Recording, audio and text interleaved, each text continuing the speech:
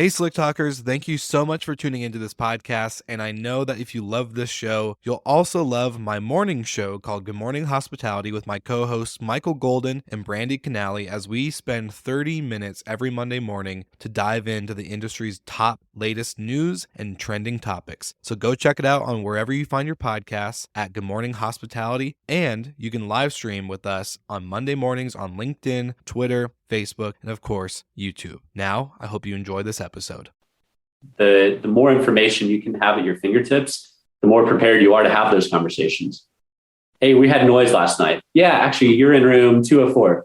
Looks like we had 5 minutes of noise in 203, but we did recognize it. We stopped it as quick as it happened. We apologize. Here's a coffee on us. Imagine that guest experience. Welcome to Slick Talk, the hospitality podcast where we discuss all things hospitality, hotels, and business. You can find us online at slicktalkthepodcast.com and on every podcast listening platform.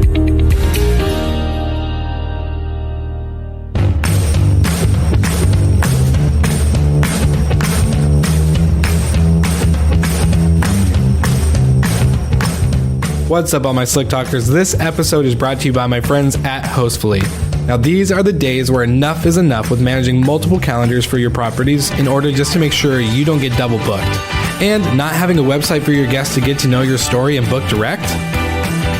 You can stop stressing, at least a little bit, and check out my friends at Hostfully. Hostfully was created by hosts for hosts, and they understand the importance of centralizing operations, inboxes, calendars, and of course, keeping up with the times and the industry data. You can go to hostfully.com, use my code SlickTalk20 to get access to their digital guidebooks and their property management software. I use them as well, and I love the simplicity of their product. Now, I hope you enjoyed this episode of Slick Talk, the hospitality podcast. Now sit back and enjoy.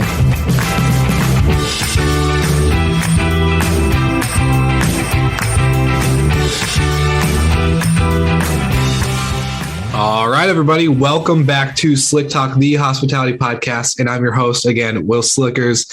It's rare to have guests come back on the show for not only a first time, but a second time, and maybe even a third. Round two, we're back.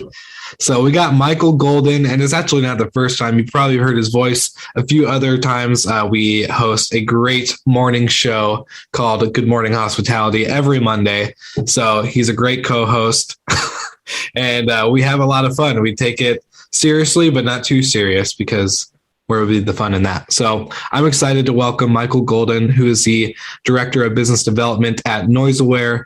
Great guy, amazing industry leader. I think I get more knowledge from this guy than I do anybody else. So it's been a lot of fun. Michael, welcome back to Slick Talk. Thank you, Will. Don't make me blush. It has been, despite our morning show that we do together every week, it has been a year since we've hit the big podcast show, the Slick Talk. So excited to be back and recap on some of the stuff we talked about last time, but dive into some new things that we're seeing on the market right now. Well, it's crazy to think about the year that it's been. It's like, hey, we did the podcast together. And you're like, this was fun. We should do this more often. I was like, yeah, let's create another show. And we just did it. And then here we are a year later. We're coming up on 52 episodes, a full year cycle. I think towards the end of October. Yeah, give or take a couple vacation weekends. Holidays, yeah. But at the same time, we've never met in person, despite the 4 or 5 missed paths crossing. Still haven't done it, but Vera May, here we come. October, here we are. Well, this is good. I'm excited. So let's jump in. So last year we covered, if you never listened to the first episode, we covered, noise, parking, garbage, how those all three affect each other, but also most importantly, how noise can handle all three if you handle that one problem first compared to the rest. And then we also talked about industry trends, what's going on with COVID, how that impacted the industry by enforcing tech to speed up by 3 to 5 years and all this other stuff. But I'm kind of curious to pick out your brain on what else has happened since then that we're seeing now during this time of COVID-19 and travel and all this other stuff. Yeah, look, we still aren't out of the woods with COVID-19. We've got new mandates on the horizon or already happening, places that require vaccine cards to get into a restaurant or a nightclub or a sporting event. Back in the summer of 2020, when things were definitely the Wild West, a lot of parties got pushed into short-term rentals because public gathering spots were unavailable. And it looks like we're heading back in that direction. So if public spaces become off limits, then we're going to be right back in the same position we were. And what has happened is pretty much exactly what we had expected would happen, last time we spoke. When you have a lot of noise issues in markets that are not used to having them as a result of bars, restaurants, nightclubs being closed, parties go into short-term rentals, neighbors get pissed, the community then has a backlash against short-term rentals. In La Quinta, for example, their complaint volume was up almost 300% last summer. We just finished doing a noise pilot with them, and we reduced noise complaints from the pilot participants by about 80%. So a massive decrease. And with numbers like that, we're in contact with a number of cities that are looking to mandate noise monitoring because they can't cut off tourism at their knees and get rid of short-term rentals. It's too important to their communities to get rid of that tax tourism dollars. In La Quinta, it funds their whole Parks and Rec budget, short-term rentals. So bye-bye Parks and Rec if you want to eliminate short-term rentals. So it's something we're seeing actually increasing now, and regulation tends to lag behind issues. So all the issues we were seeing last year are really starting to come to a head in a lot of local markets that are very traditional vacation rental markets. They're not trying to ban it. They're just trying to rein it in. Yeah. Well, I was going to say, do you think regulations like that, obviously banning is never the solution for any of us, like for NoiseAware, for operators like myself, or even bigger ones like Vacasa, you name them, anyone. But do you think regulations is forcing the newer hosts or newer property managers to professionalize a little bit more? Whereas like you have to be licensed, insured, paying the right taxes, but also putting in things like NoiseAware, or maybe even a product like Safely, or some kind of insurance to say, hey, we're thinking about the neighbors and the community more than you think.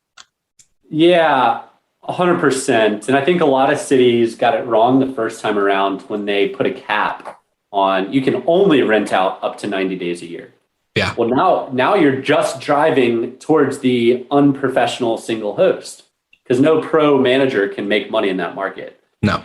And so I think we're starting to see a realization in a lot of markets. There's markets that are banned that are looking at reinstating it with parameters in it.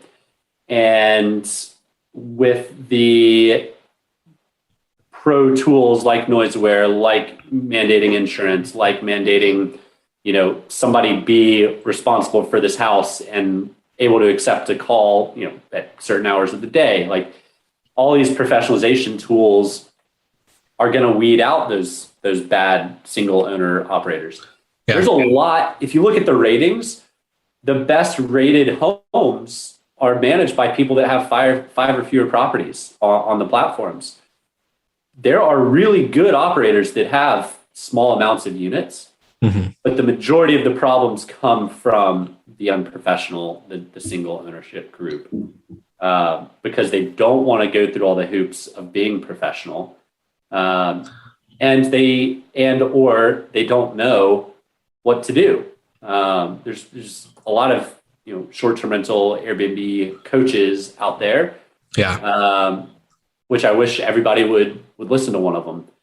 I wish that they were actually good coaches. There's a lot of them that really just push the money side, where it's like, hey, grab as many leases as possible in this apartment or condo or whatever, and furnish it, and you're good to go. They don't care about vetting guests or setting a a bar rate in order to ensure that you're going to get the quality of traveler that you want, and not, not doing any of the screening options, or even putting NoiseAware where, they can actually tell if something's happening instead of having 5,000 neighbor complaints and just being, yeah, whatever, I don't care.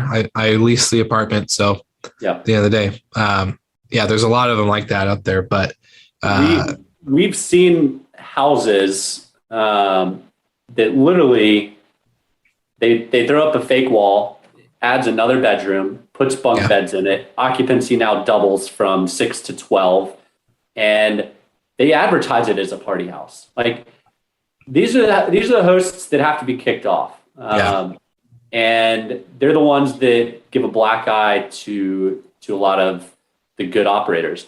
I was speaking with the city on Friday last week, and they said, we had about 100 complaints over the past, I can't recall time frame, call it 3 months. Yeah. And then I asked how many of those complaints came from the same properties, or how many different properties they come from. And once they pulled that number, it was 6. They had 100 complaints, but it all came down to 6 properties. It's like, you guys don't need to mandate anything. You just need to kick those 6, remove those 6 owners' licenses. Pretty simple. And fine them. There's a lot of fines that can be put into play that after enough times you get fined, you can't operate anymore because you're out of money. Yeah. And so it might sound contrary to what people might believe, but we don't go out actively promoting to cities. We don't want to. It's up to cities to find solutions that fit for them. Yeah. We're happy to help guide them on what makes sense in their cities, and we take a more consultative approach, but we're not actively selling out there to cities. But we have a lot of our customers that do the selling for us. Yeah. To City 100%. Hall. So it's really cool to see. The other trend we talked about a lot, changing gears here, is it's like you're a professional podcaster and do it yourself, right? Yeah. Let me go ahead and facilitate the conversation here, Will. But let's change gears for a second. Wow, we're getting pretty good at this, aren't we? Yeah, we are. I was literally about to do the same thing. So I was like, oh, he did it for me. This is great. Well, why don't you segue for us? Yeah, let's go. Well, no, it's literally, I think you're going to go into flexible housing, which is another big segment that was taken off during COVID, right? So we're seeing this trend of professional hosts, but finding ways to, scale but yet offset expenses of their rent or mortgage and different ways. So, if I'm wrong, you can correct me, but I think that was the trend you were going to go to, maybe. Well, we can go to third trend in a second, but we can jump to flexible rentals first. All right. It's a really exciting. You can't really call it a new segment because companies like Nido and Apartment Jet and Pillow existed previously. What happened with Nido was separate, but COVID certainly helped wipe out Apartment Jet and Pillow. But that model was really starting to gain some traction. And what's exciting is we're seeing some new groups come in doing it. And Orion House, recently launched with 1,600 properties. Super exciting to see this melding between not being the asset owner, just holding a lease, not being a master lease. Like, it is your property. You live there, you operate it, you drop the keys off at the front desk if you're out of town, but it certainly appeals to people who want to live in more prime A real estate, but may not be able to afford it. Or people that are, back when I was in my early 20s, my roommate was a consultant. He was never home. I had the house myself. He should have lived in a community like this where he could have dropped the keys off and not paid anything for rent because he's gone 4 or 5 nights out of the week. Flight attendants, traveling nurses, like all these things can be great clients for that model. Or just a person who wants to travel on the weekends and then they can drop their keys off at the front desk. I think this model, we're going to see a lot from it over the next 12, 24 months. It's coming back with a a strong vengeance, and I'm excited to see where it goes. Well, I know in the beginning of COVID, we had a big push for traveling nurses. Now that you mentioned it, the nurses were flying from all over the country to take on COVID patients in hospitals that were understaffed and all this other stuff. And short-term rentals got to see a big collection from that because, medical companies that have travel nurses pay a premium contracted rate for housing. Like it's when you're leasing maybe a space for $2,100 a month, you're getting $4,000 from one traveler. That's pretty substantial income for that operator. But do you think now that because I felt like we were kind of coming out of COVID, vaccine was rolling out, all this other stuff. But now, Delta, other variants, do you think that workforce housing trend, or even just workforce housing in general, is going to stay pretty consistent or boosted at all as we come up throughout 2021 and 2022? I think there's a couple things that factor. Everybody's working remote now.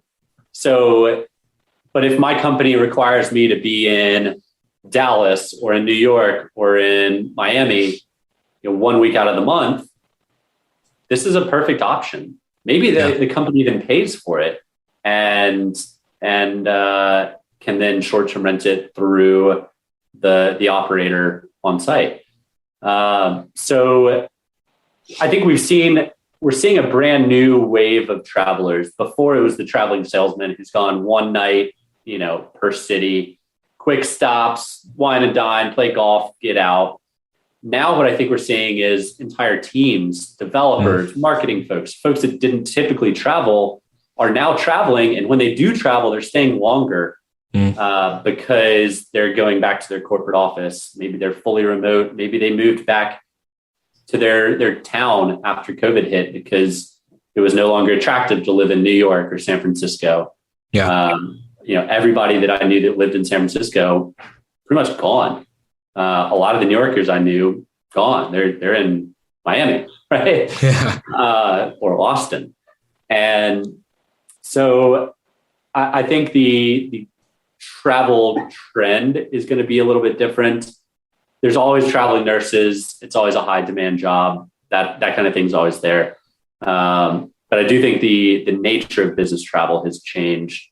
And ultimately it's changed for the better, particularly for short-term rental style units. If you're going to stay somewhere for a week, a hotel room might not be the best fit. A hotel room is great for the traveling businessman who's there for a night, maybe two. But if you're traveling for extended periods of time, 3, 4, 5 nights, it's nice to wake up and make your own bacon and eggs, to have your own coffee and have your own, have a 6-pack of beer in the fridge when you get off of work that day. Yeah. So it's, I don't know, man, it's been an ever-changing world, and to cleanly segue into that hotel space, I think we're getting good at these transitions. Yeah, we are.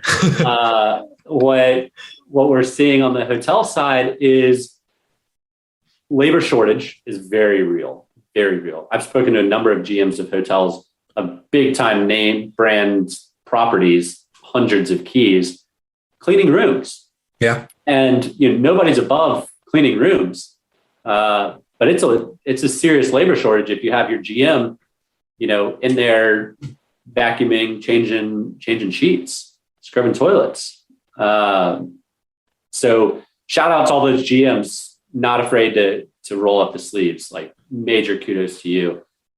But we're in a new age of technology, and there is no technology to scrub toilets yet that I know of, at least it's affordable. But there is technology that can optimize a lean headcount. And so at NoiseAware, we've started working more and more with hotels, because anytime people lay their heads down at night, they don't want to be disturbed by who's above them or below them or in the room next to them. And noise is a big issue with that. A lot of hotels have cut down to a lean, mean one-person staff at night. Yeah. And so they can't be walking the halls. They can't be manning the front desk and trying to figure out where noise is coming from. And that's where we fit in. When you're not checking your guests in and seeing they're on the do not stay list, and when you're not, when these guests are virtually checking in, which is a great thing. I like virtual check-ins at hotels.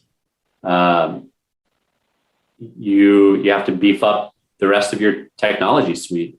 Mm-hmm. And so while I know for a high level of confidence, NoiseAware is going to be an absolute must-have in short-term rentals, signs are starting to look like it's going to be an absolute must-have in a lot of hotels across the country too. Hey, I hope you guys are enjoying this episode, and I wanted to drop in quickly to let you know that our partners at Jetstream have some of the best-in-class technology that sits at the heart of the guest experience with a focus on generating revenue for your property assets. With their platform, your property gets the best-in-class tech and integrations to remote access, guest screening, booking protection, and payment processing. Better yet, their team does all of the hard work of 24/7 guest communication and content creation. So go ahead, click the link in the show notes so you can jump on board today and take advantage of their professional hospitality team. Now, we're back to the episode. Well, you're not wrong, and I can speak personally on this because, I've talked to a couple of GMs that have some NoiseAware devices in their property, and they see the proof in the pudding in a way to speak of like, oh my gosh, like, yeah, we got a noise complaint, but they got it after it was already resolved through, being alerted by NoiseAware saying, hey, the noise levels have, surpassed this threshold. There's something going on. And you're able to curb it sooner than later. They hear about it after, where the guest is like not complaining, but they just say, oh, there's a loud neighbor last night, but it went away pretty quickly. And surprisingly, it's all because, they had that ability to be alerted instead of hear it through a phone call. It's always been a he said, she said thing, and noise is very subjective. And because we've monitored over 1 million reservations, so like 2-3 million nights, we know what's the typical levels and what's acceptable and what's not. I'm looking through my notes here because I had a GM tell me something the other day that was quite interesting, but it was pretty much along the same lines. I can't find it, of what you were saying, Will. Like the majority of the noise complaints people had gotten previously were at the front desk. Oh, here it is. Guests don't tell us until they check out. Yeah. And then you can't change the experience they've already had.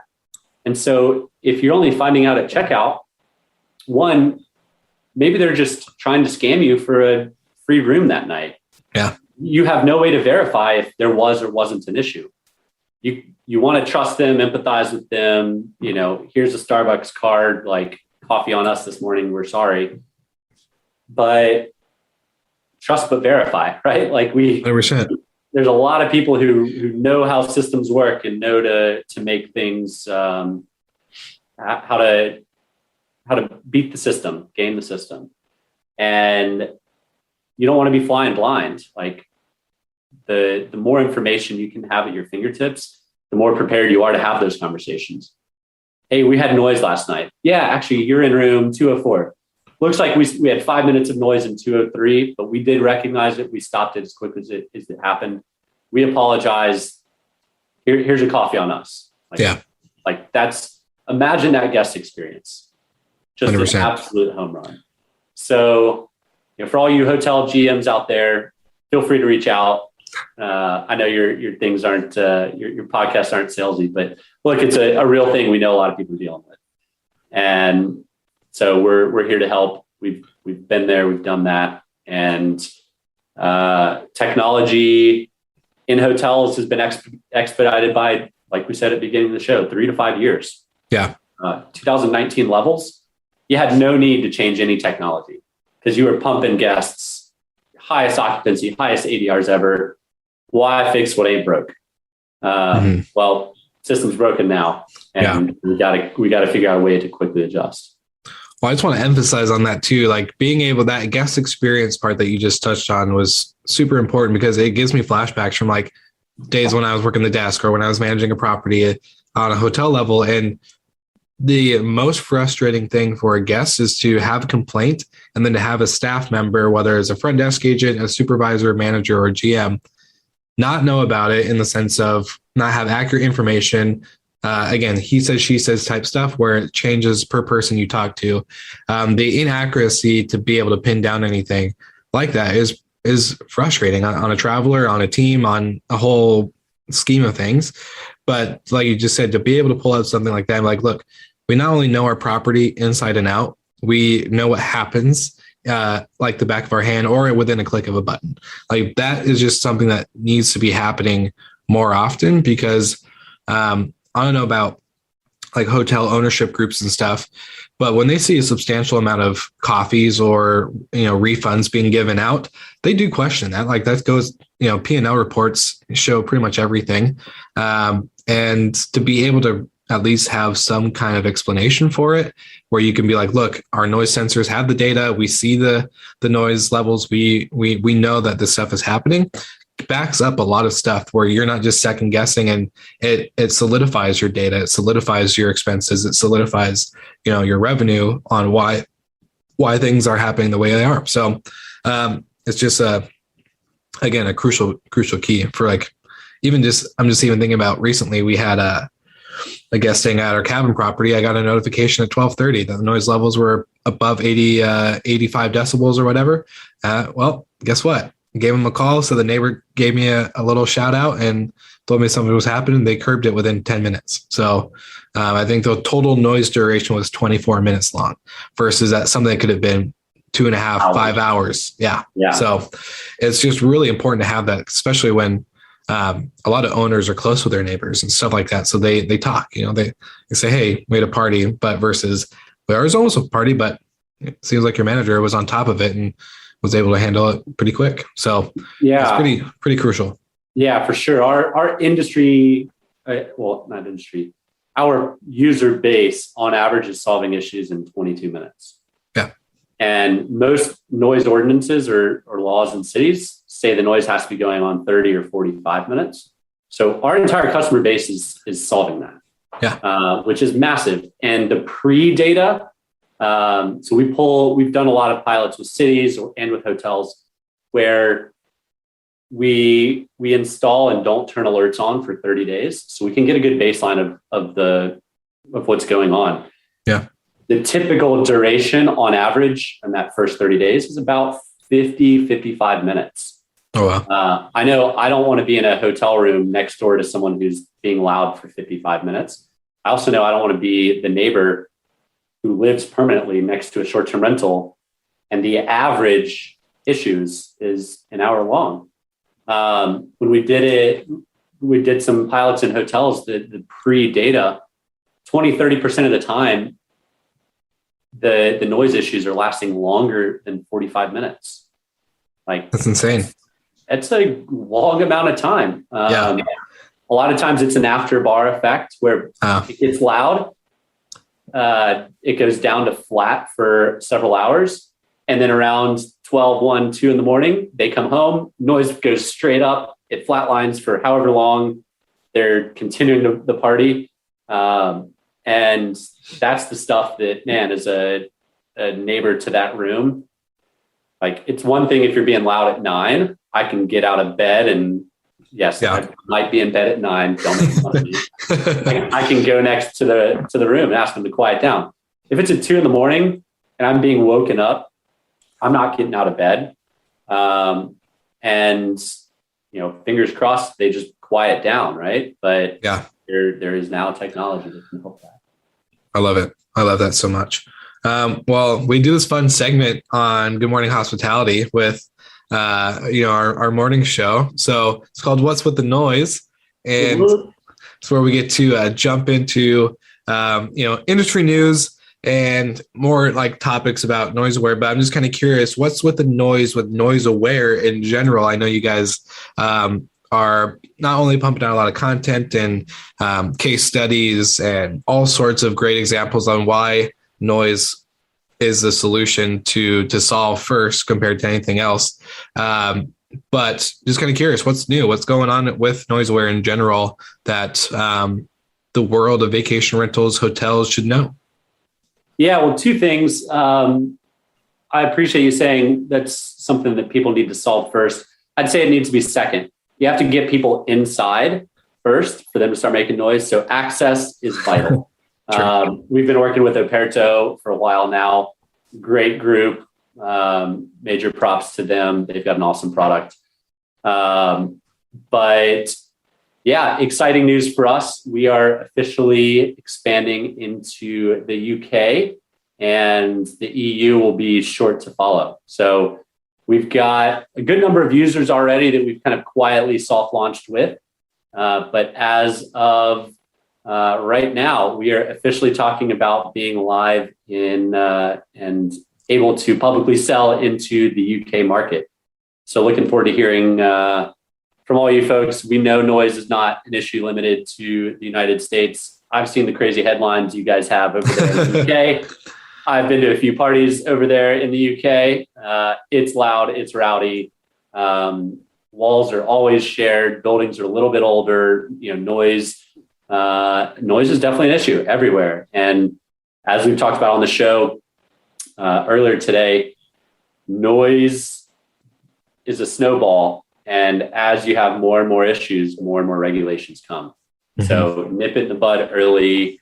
If you can stand up in City Hall or your town council and say how you're a good operator, how your property doesn't have noise issues, how your company averages 22 minutes or less on resolution times that beats the city ordinance, we can beat bad regulations together. Yeah. And there's great groups like Rent Responsibly, and Verbo's really active on government relations. Team up with people. Don't go at solving regulations on your own. But bring it full circle. Exciting news. We're launching in the UK. I'm getting on a plane in 2 weeks. We're heading out there. So see you soon. Well, it's exciting. And we've had a couple cool operators, like Altito from Altito, but we had Will, who's the CEO there on the show, and great company. So being able to have that over there is pretty sweet, exciting times. And especially when you're talking about headlines over there, I saw some of the lockdowns have been lifted party headlines, and man, those were wild to watch. 1 million pounds of damage. Yeah. And funny mention Will from Altito. They've been a great partner of ours. Early testers and rolling out to lots and lots of their units. So they've been great to work with, solid company, and very well run, Will. Very well run. Nice. When there's a will, there's a way. Not Slickers. Oh, okay. Yeah. Well, I always like to say when there's a will, there's a way. So I guess it stands true for Will Perry and for maybe myself. We'll see. Yeah. Love it. That's good. Well, anything else going on in your guys' world? I know there's a lot to uncover, but I think, just the fact that you guys are so active in the space, conferences are coming up, you just mentioned going to Europe, and we have Verma in October, all this stuff. Where is like the best place for people to find you in person? What are your events that you're going to be at, and where can people reach out to if they have more questions about getting NoiseAware with their business? Yeah, absolutely. So if there's going to be an event, we're going to do our best to be there, whether it's on the hotel side or on the short-term rental side. So we like to have presence. We know how important face-to-face is. We are all in the hospitality business. We like doing business with people in person. We hate this whole Zoom thing. We're over it. We're tired of it. Let's get out. Let's have some good times. Let's talk shop, because there's no better industry to be in than the one that we're in. And let's solve problems together. We're excited to get back out and in front of people, COVID willing, fingers crossed. Yeah. And it's a really important time for the space. That's where a lot of companies make decisions about the future of what technologies they're going to use, or what companies they're going to acquire, or what, there's just a lot of value to these events. So if you've never been to one, definitely take a look at short-term rental conferences or hotel conferences. You can learn a lot, not just from the sessions. You can almost learn more just from networking and and getting to know your peers. So hope to see you guys at any and or all of these events. Heck yeah. Well, finally meet you in person, Will. I know. I'm so pumped. I was like, man, we get to meet in Vermont. I don't even know how tall you are. I feel like I'm a foot tall. I've told you multiple times. You're like, man, how tall are you? Am I going to be towering over you or what? And yeah, with your volleyball skills and the experience, I'm pretty sure you're a tall guy. But yeah, man, it's gonna be so cool, and I'm excited. Like we said, fingers crossed, knock on the wood, whatever, that everything still happens for the conferences. But I just want to give you a quick shout out. Thank you so much for joining me. It's not only fun to do Good Morning Hospitality, but having like the deeper industry one-on-one talks like this is always fun. And I think I get a lot of value from it, just not only like being a part of it, but seeing the responses that we get from the show. I think this type of content is important because we have operators that, it's a busy life. You're constantly putting out fires or preventing fires in a lot of ways. So I think, this type of information is really key for operators around the world. Yep. So I just want to say thank you. And for all those GMs out there scrubbing toilets, kudos to you. Hop in a nice podcast, listen to Will and all the experts he brings on. And yeah, anybody feel free to reach out to me, find me on LinkedIn or Michael at NoiseAware.com. But always a pleasure, Will. You heard it here first, everybody. So click all the links in the show notes below. Find out where you can reach out to Michael, more about NoiseAware. And don't forget, they're actually great partners of the podcast. So if you use the code SlickTalk20, you'll get a special exclusive discount there. So always good to know if you guys have any questions. And thank you again, Michael. And we'll see you guys all again next week.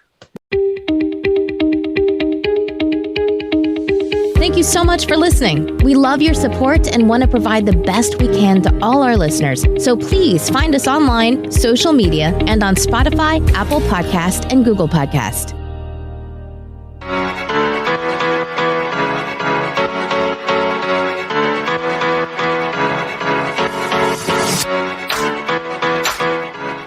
Smart locks, smart thermostats, automation, and a solution for any hotel and vacation rental company. Our show partners at Operto are the leading solution for operators to enhance their operations by integrating with your property management software and making sure that all your smart devices create a contactless guest experience while streamlining your operations. So don't forget to check them out on their website.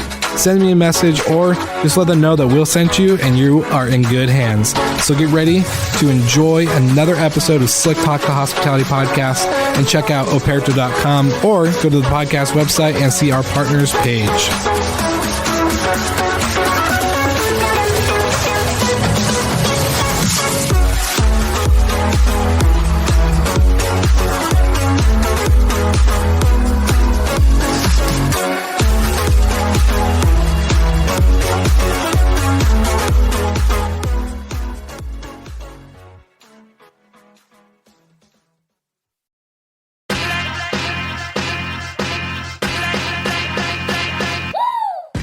What's up, everybody? If you've gotten this far into the episode of Slick Talk, the Hospitality Podcast, then you are amazing, and thank you so much for tuning in. We want to send you two places really quickly. If you can, check out the show notes and click the hospitality.fm link. Check out all of our other shows on the podcast network. And don't forget, if you have someone that you want to hear on the podcast, then fill out the guest fill-out form so that way we can get them on the show. Thank you so much for tuning in, and I hope you enjoy another episode of Slick Talk, the Hospitality Podcast.